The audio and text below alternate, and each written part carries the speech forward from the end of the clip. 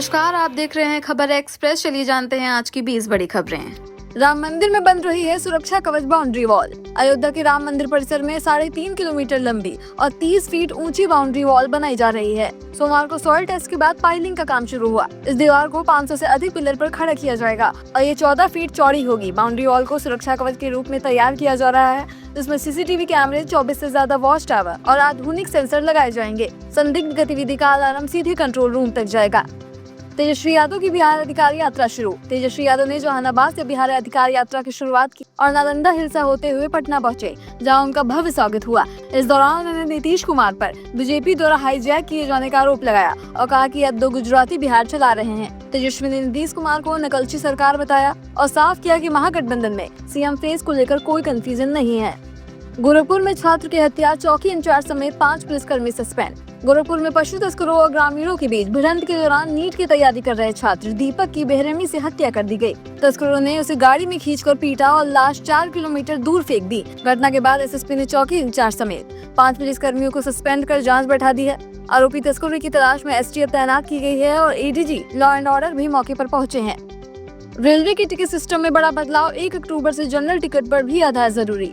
Indian railway ने 1 अक्टूबर से online ticket booking पर बड़ा बदलाव करने का ऐलान किया है। अब तत्काल टिकट की तरह ही जनरल रिजर्वेशन टिकट बुकिंग के पहले 15 मिनट में ई-आधार वेरिफिकेशन जरूरी होगा। रेल मंत्रालय का कहना है कि इस कदम से फर्जी आईडी, एजेंट्स की कालाबाजारी और बॉट्स की बुकिंग पर रोक लगेगी। जिन यात्रियों को आईआरसीटीसी अकाउंट पहले से आधार से लिंक है, उन्हें टिकट बुकिंग में आसानी और कंफर्मेशन जल्दी मिलेगा। सुप्रीम कोर्ट के फैसले के खिलाफ जाएगी योगी सरकार।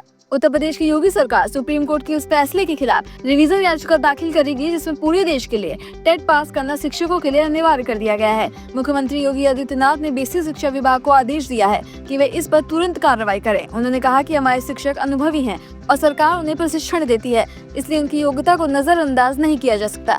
बता दें, यूपी में करीब 2 लाख शिक्षक टेट पास नहीं है, जो देश भर में सबसे ज्यादा संख्या है। सुप्रीम कोर्ट के इस फैसले से इनकी नौकरी पर संकट मंडरा रहा है। असम की एसीएस अधिकारी नूपुर बोरा हिरासत में। असम सिविल सेवा एसीएस की अधिकारी नूपुर बोरा को आय से अधिक संपत्ति रखने के आरोप में विजिलेशन टीम ने हिरासत में ले लिया है। गुवाहाटी स्थित उनके घर में 52 लाख रुपए नकद और लगभग 2 करोड़ के जेवर मिले हैं, जबकि बारपेटा के किराए के घर से करीब 10 लाख रुपए बरामद हुए। नूपुर पे आरोप है कि उन्होंने बारपेटा पे पदस्थ रहते हुए पैसों के बदले हिंदुओं की जमीन संदिग्ध व्यक्तियों के नाम की थी। देहरादून में बादल फटा, नदियों में उफान, 13 की मौत, कई लापता। उत्तराखंड के देहरादून में मंगलवार सुबह बादल फटने से तमशा, कालीघाट, टोंस और सहस्त्रधारा नदी का जलस्तर अचानक बढ़ गया। सहस्त्रधारा समेत कई इलाकों के घरों, दुकानों और मंदिरों में 5 से 6 फीट तक पानी भर गया और सड़कें बह गईं। विकासनगर में टोंस नदी में मजदूरों से भरी ट्रैक्टर ट्रॉली बह गई, जिसमें 8 लोगों की मौत हो गई और 4 लापता हैं। वहीं मालदेवता में सोंग नदी में 5 लोग बह गए, जिनमें 4 के शव मिल चुके हैं। टपकेश्वर महादेव मंदिर और आसपास की दुकानों में पानी भर गया है और 2 लोग लापता हैं। एसडीआरएफ, एनडीआरएफ और प्रशासन की टीमें राहत बचाव कार्य में जुटी हुई हैं। नितिन गडकरी बोले, जात और भाषा के नाम पर समाज को बांटना चिंता की बात। केंद्रीय मंत्री नितिन गडकरी ने मंगलवार को दिल्ली में एक पुस्तक विमोचन कार्यक्रम में कहा कि आज देश में जाति, भाषा और दूसरी बातों के नाम पर समाज को बांटने की कोशिश हो रही है, जो चिंता का विषय है। उन्होंने कहा कि पिछड़ापन अब राजनीतिक स्वार्थ बनता जा रहा है और हर कोई खुद को पिछड़ा बताने लगा है।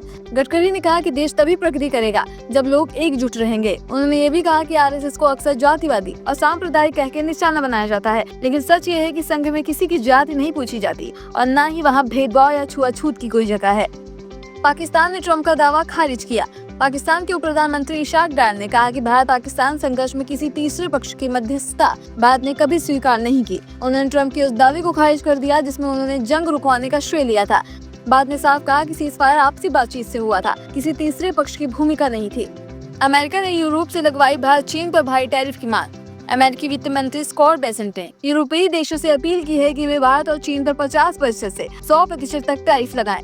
उन्होंने कहा कि जब तक यूरोप ऐसा नहीं करता, अमेरिका एक्स्ट्रा टैरिफ नहीं लगाएगा। बेसेंट ने कहा कि रूस की ऑयल इनकम रोकना और यूक्रेन युद्ध खत्म करना यूरोप की बड़ी जिम्मेदारी है। ट्रंप प्रशासन का मानना है कि भारत चीन रूसी तेल खरीदार पुतिन को युद्ध जारी रखने में मदद कर रहे हैं। नेपाल में जेनजी आंदोलन का असर, दलों में नेतृत्व बदलने की उठी मांग। नेपाल में जेनजी आंदोलन के बाद सभी बड़े दलों पर दबाव बढ़ गया है। सरकार गिरने और संसद भंग होने के बाद भी किसी बड़े नेता ने इस्तीफा नहीं दिया, जिससे जनता का गुस्सा और बढ़ा है। राजनीतिक विश्लेषकों का मानना है कि फरवरी 2026 के चुनाव से पहले दलों के शीर्ष नेतृत्व बदलना पड़ सकता है। इसी बीच 6 दलों के 16 वरिष्ठ नेताओं ने संयुक्त बयान जारी कर भाई भतीजावाद खत्म करने और नई पीढ़ी को मौका देने की मांग की।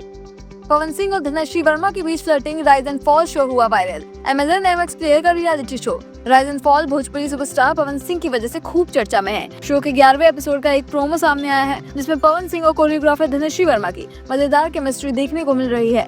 दोनों की ये फ्लर्टिंग फैंस को काफी पसंद आ रही है और शो के इस एपिसोड को लोग बेहद पसंद कर रहे हैं। हार्दिक पांड्या का नाम नई मॉडल से जुड़ा।